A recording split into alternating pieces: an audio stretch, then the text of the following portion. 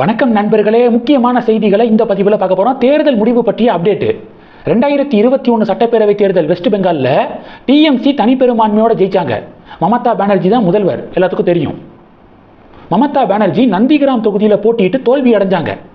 TMC என்னதான் தனிப்பெரும்பான்மையோடு ஜெயிச்சிருந்தாலும் போட்டியிட்ட தொகுதியிலேயே மமதா பானர்ஜி தோற்று போனாங்க. யார் தோற்கடிச்சது? ஸ்வந்து அதிகாரி, பிஜேபி தலைவர் தோற்கடிச்சார். முதல்வராக மமதா பானர்ஜி கண்டினியூ ஆகணும் அப்படின்னா ஏதாவது ஒரு தொகுதியில் போட்டியிட்டு அவங்க எம்எல்ஏ ஆகணும். இதுதான் ரூலு. உடனே மமதா பானர்ஜி பவானிபூர் தொகுதியை செலக்ட் பண்ணாங்க. வெற்றி பெற்ற டிஎம்சி கேண்டிடேட்டை ரிசைன் பண்ண சொல்லிட்டு பவானிபூர் தொகுதி வேக்கண்ட் ஆனிச்சு. அந்த தொகுதியில் பை எலெக்ஷன் நடந்துச்சு. அதில் மமதா பானர்ஜி ஜெயிச்சு 5 வருட முதல்வராக கண்டினியூ பண்ணாங்க. இது வரலாறு. 2021 to 2026 நடந்த சம்பவம். 2026 இந்த தேர்தலில் பிஜேபி தனிப்பெரும்பான்மையோடு ஜெயிச்சிருக்கு. மமதா பானர்ஜி பவானிபூர் தொகுதியில் போட்டியிட்டாங்க. ஸ்வந்து அதிகாரி நந்திகிராம் தொகுதியிலையும் போட்டியிட்டாரு. மமதா பானர்ஜியை எதிர்த்து எப்படி போன தேர்தலில் நந்திகிராம் தொகுதியில் மமதா பானர்ஜியை எதிர்த்து போட்டியிட்டாரோ அது மாதிரி இந்த தேர்தலில் பவானிபூர் தொகுதியில் மமதா பானர்ஜியை எதிர்த்து ஸ்வந்து அதிகாரி போட்டியிட்டார். ரிசல்ட் என்ன தெரியுமா? காலையிலிருந்து மமதா பானர்ஜி முன்னிலையில் இருந்தாங்க. ஆனால் ஒவ்வொரு சுற்று முடிவின் போதும் முன்னிலை வித்தியாசம் இருக்குது பார்த்தீங்களா, அது குறைந்து கொண்டே வந்துச்சு.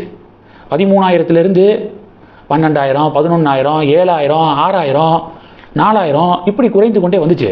பேலன்ஸ் இன்னும் 8 சுற்று வாக்கு எண்ணிக்கை நிலுவையில் இருக்குது அப்படின்னு நேற்று அப்டேட் பண்ணியிருந்தேன்ல. இப்போ ஃபைனல் ரிசல்ட் என்ன தெரியுமா? ஸ்வந்து அதிகாரி ஜெயிச்சிருக்காரு. மமதா பானர்ஜி போட்டியிட்ட தொகுதியில் தோல்வி அடைஞ்சிருக்காங்க அப்படிங்கிறத பார்க்குறோம்.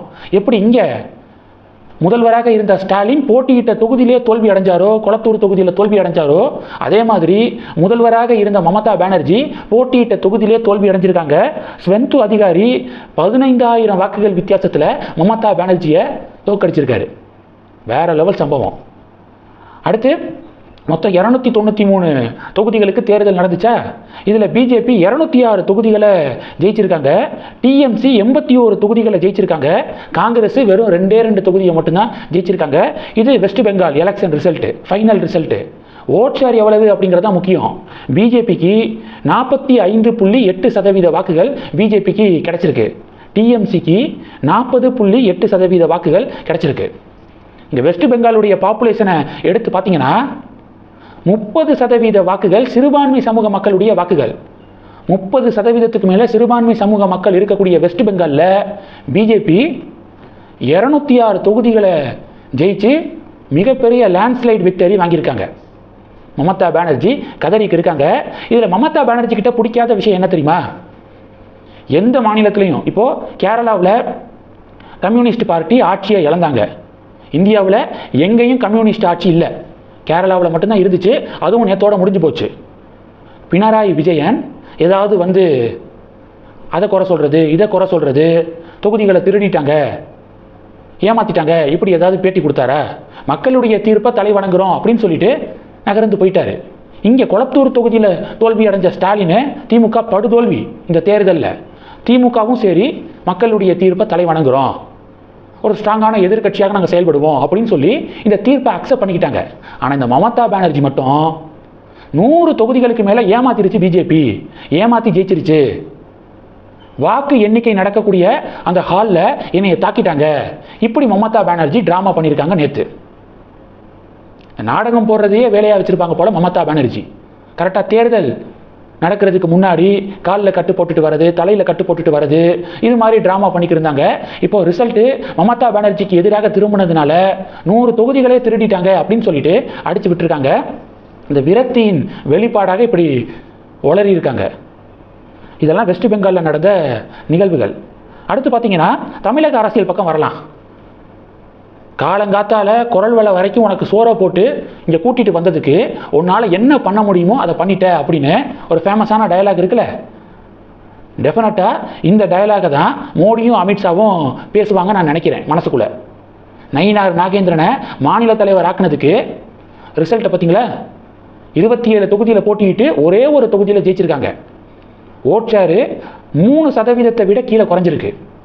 3%க்கும் கீழே பிஜேபி ஓட் ஷேரு. அதனால டெஃபினட்டாக தலைவர் சேஞ்ச் அப்படிங்கிறது இருக்க போது அண்ணாமலையை மறுபடியும் மாநில தலைவர் ஆக்குறதுக்கு வாய்ப்பு இருக்கு. இப்போ கூட தகவல் என்ன வந்துச்சுன்னா, தேர்தல் முடிவுக்கு பிறகு பாஜக மேலிட தலைவர்கள் அண்ணாமலையை கான்டாக்ட் பண்ணியிருக்காங்க, மீண்டும் மாநில தலைவராக சார்ஜ் எடுத்துக்க சொல்லி ஒரு பேச்சுவார்த்தை நடந்திருக்கு அப்படின்னு செய்திகள் வலம் வருது. அண்ணாமலையை பொறுத்த வரைக்கும் பாஜக மேலிடத்துக்கிட்ட இருந்து ஒரு உத்தரவாதம் கேட்கிறாராம். அப்பதான் மறுபடியும் மாநில தலைவராக நான் பொறுப்பேற்றுக்குவேன், இல்லைன்னா எனக்கு எந்த தலைவர் பதவி எந்த போஸ்டிங்கும் வேண்டாம், நான் சாதாரண தொண்டனாவே இருந்துக்கிறேன் மோடிஜிக்காக அப்படின்னு சொல்லிட்டு அண்ணாமலை சொல்லிட்டாராம். என்ன உத்தரவாதம் தெரியுமா? திராவிட கட்சியோடு இனி எப்போதும் கூட்டணி கிடையாது அப்படிங்கிற உத்தரவாதத்தை பாஜக மேலிடம் கொடுக்கணும் அப்படின்னு அண்ணாமலை விரும்புகிறாரு. பொதுமக்கள் மாற்றத்தை விரும்புகிறாங்க, அதனால தான் டிவிகேவுக்கு இவ்வளோ ஓட்டு விழுந்திருக்கு. திராவிட கட்சியான அதிமுகவோடு கூட்டணி வைக்க வேண்டாம், திராவிட கட்சிகள் மீதான அந்த மக்களுடைய அதிருப்தி நம்ம தலையில் வந்து விழுகும் அப்படின்னு தான் படித்து வேண்டான்னு சொன்னேன். ஆனால் என்னுடைய பேச்சை மீறி அதிமுகவோடு கூட்டணிக்கு போனீங்க. இப்போ பார்த்தீங்களா நிலைமை, வெறும் ஒரு சீட்டில் ஜெயிச்சிருக்கோம், 3% கீழே ஓட் ஷேரு ட்ராப் ஆகிருக்கு 12% இருந்து.